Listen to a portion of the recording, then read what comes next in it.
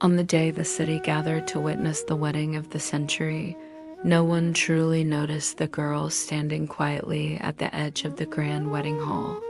The wedding hall was filled with powerful figures, flashing cameras, and whispers of admiration.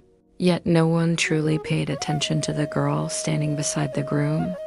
Her name was Hana Lee, and while she wore a white dress like any other bride, it lacked luxury, elegance, or care, reflecting how little this marriage meant to those around her.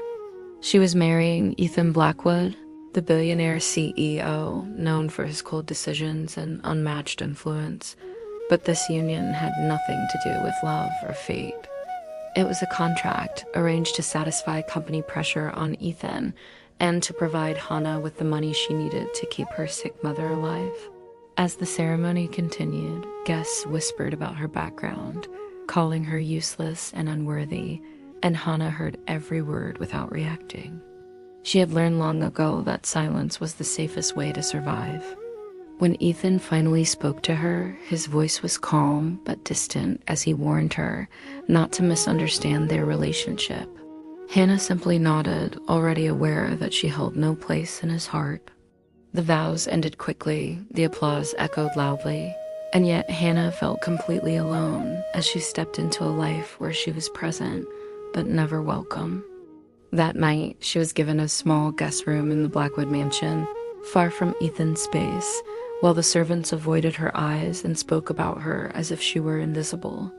As she lay awake in the unfamiliar room, Hannah reminded herself that she only needed to endure, unaware that this marriage would soon test every limit she had.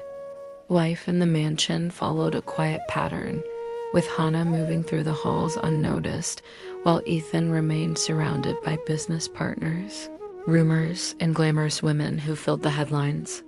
At company events, Hannah stood silently in corners, often mistaken for staff and ordered around, while executives openly mocked the CEO's useless wife. Ethan noticed her presence only when it reflected poorly on him, scolding her one night for embarrassing him in public and reminding her of her position. Hannah apologized calmly, not because she felt guilty, but because apologizing had become instinct. The turning point came when her body finally collapsed from exhaustion and lack of care, sending her to the hospital and forcing Ethan to hear the truth from the doctor. She was not weak by nature. She was starving herself without realizing it. Disturbed by the news, Ethan reviewed her background for the first time and uncovered records of exceptional intelligence, including economic research and predictive models that matched strategies his company relied on. For the first time, doubt entered his mind, and he began to question how much he had ignored. As Hannah recovered quietly, Ethan returned home carrying a growing sense of regret he did not yet know how to face. Ethan came home early one evening and found Hannah cooking alone in the kitchen, her movements calm and familiar, as if hardship had never shaken her. Watching her in silence, he realized how little he truly knew about the woman he had dismissed for so long. When he admitted that she was not useless, Hannah did not react with relief or anger, but with quiet indifference, revealing how deeply his neglect had already shaped her expectations. Her response unsettled him more than any accusation could have. As Ethan's company entered its most dangerous crisis, Hannah stepped forward with clear solutions, rewriting failing strategies and stabilizing the business overnight. The board was stunned, and Ethan finally understood that the woman he had underestimated was the reason his empire survived. When he apologized sincerely, admitting every mistake, Hannah looked at him with tired eyes and explained that she had never stayed to be acknowledged, only to survive.